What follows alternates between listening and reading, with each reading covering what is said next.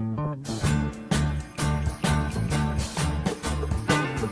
imprensa vai ser a voz desse pessoal. A imprensa foi exatamente esse movimento que ia Lava Jato apelando para ilegalidade, apelando para procedimentos secretos, mafiosos, etc., né? Com o principal algoz internacional do Brasil que são os Estados Unidos, né? contra nós mesmos, contra a população brasileira. Mas não foi só isso que a Lava Jato fez. A Lava Jato também ela atacou o quê? Ela atacou uma coisa que é impagável, pessoal, né? Que é o quê? Que são os consensos democráticos que são com muito esforço.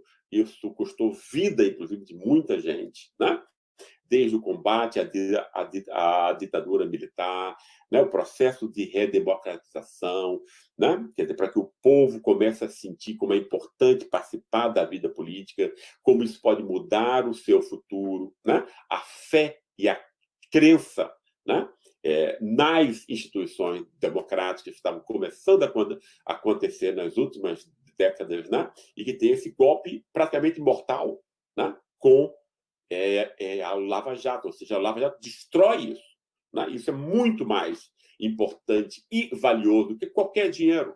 Né? Porque isso é a forma como um povo se estrutura a si mesmo, como ele aprende. São processos de aprendizado que são frágeis, difíceis, dependem de certas condições históricas, dependem de sorte, portanto. Né?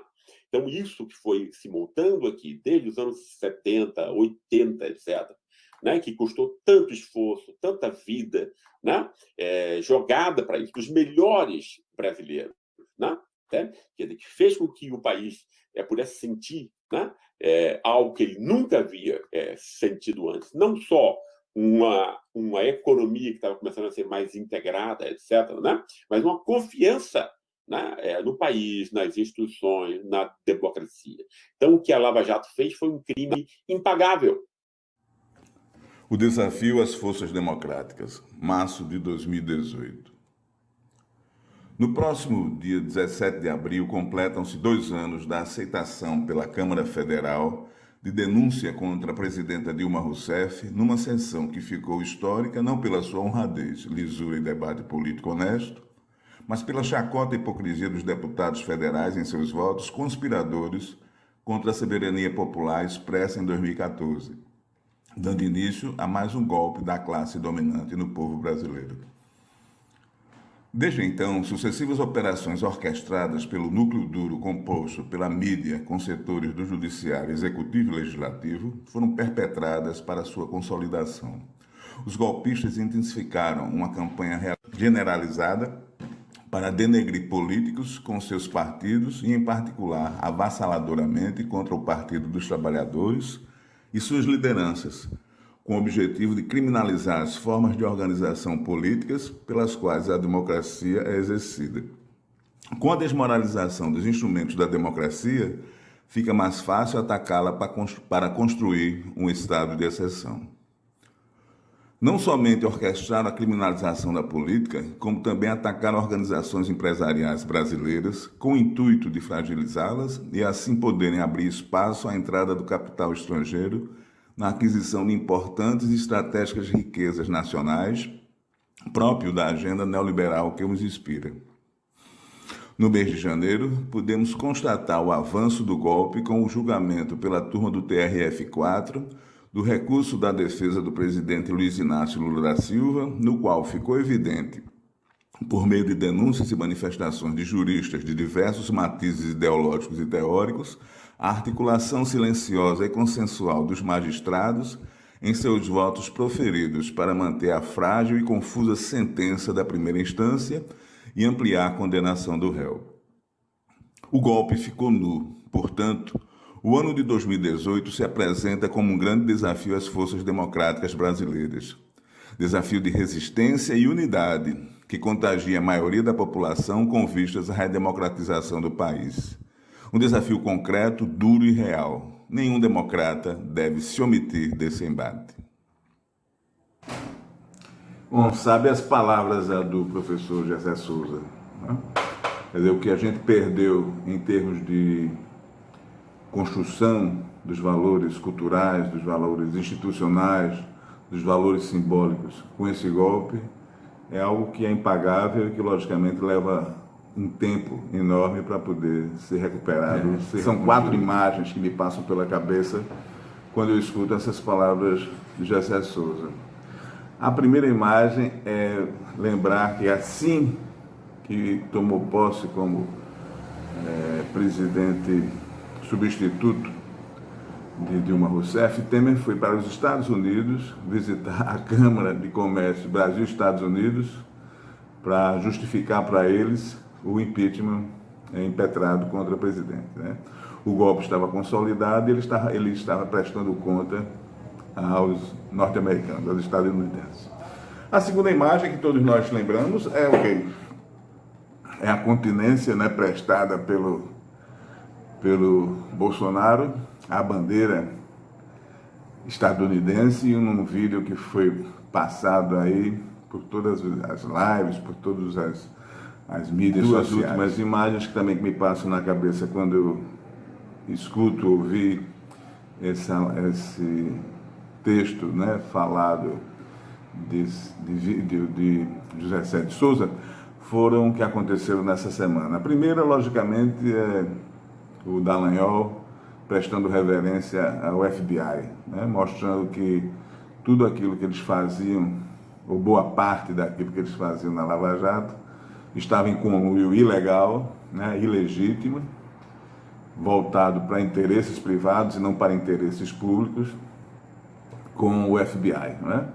Então, importante para eles é investigar uma possível corrupção dos outros, mas as deles, eles fecham os olhos e fazem tudo dentro da conveniência.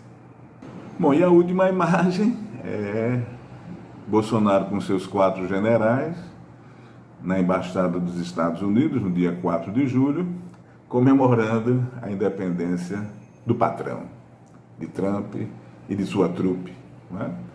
Então, isso que o Gessé Souza fala tem uma materialização nas cenas do cotidiano político da gente, que a gente deveria prestar mais atenção, porque o que ele diz na avaliação dele, na análise dele, a gente vê refletido justamente nos atos, nos fatos dessas pessoas que entregaram o Brasil aos interesses estadunidenses. Eu tenho a impressão também que um dado importante para que a gente possa compreender o que significa todo esse movimento orquestrado da tomada do poder de um projeto de autonomia e soberania popular brasileira, de democracia, de Estado de Direito, é o fato de o presidente da República não ter partido político. Quer dizer, ele se elege pelo voto popular dentro de uma agremiação partidária. Os partidos políticos são instrumentos legítimos e necessários para uma democracia representativa, e ele, assim que é eleito, em vez de, logicamente, alimentar um diálogo correto, honesto, decente, programático, estadista, com os congressistas, ele sai, deixa o partido dele, fica sem partido e, logicamente, usa o anteparo do partido militar que ele colocou no poder executivo com alguns milhares de militares que é o seu arcabouço de defesa. Então, dentro de todo esse contexto, o que a gente gostaria de colocar como, digamos, reflexão central desse programa de hoje? É necessária a unidade política, que é importante que os atores políticos, as lideranças políticas nacionais se coloquem, né, numa perspectiva de diálogo.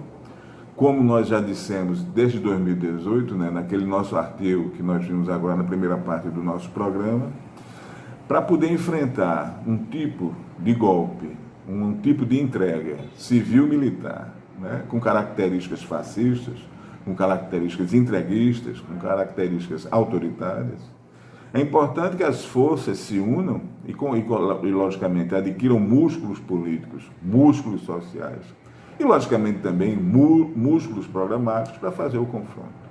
Em 2018, nós havíamos assinado isso naquele nosso artigo, como nós acabamos de ver aqui. mais do que nunca hoje, né, para a gente poder derrubar Bolsonaro. Mas muito mais do que isso, retornar à democracia, recuperar os valores, os procedimentos, as instituições que a gente tinha até o golpe de 2016, requer no momento presente uma capacidade de articulação política madura, consequente, que una as forças democráticas, não as pseudo-democráticas, mas as democráticas, dentro de um programa, dentro de uma proposta, que nos leve a retirar todo esse entulho golpista que nós estamos submetidos desde 2016. Eu acho que é hoje a nossa breve mensagem, nesses 4 minutos, que a gente logicamente coloca em diálogo com Gessé Souza, o grande professor Gessé Souza, para que a gente, logicamente, nesses momentos que estão chegando, agora a partir com as eleições municipais, a gente tenha a compreensão da necessidade de que a palavra de ordem hoje é unidade. Valeu, obrigado e até o próximo encontro. Tchau.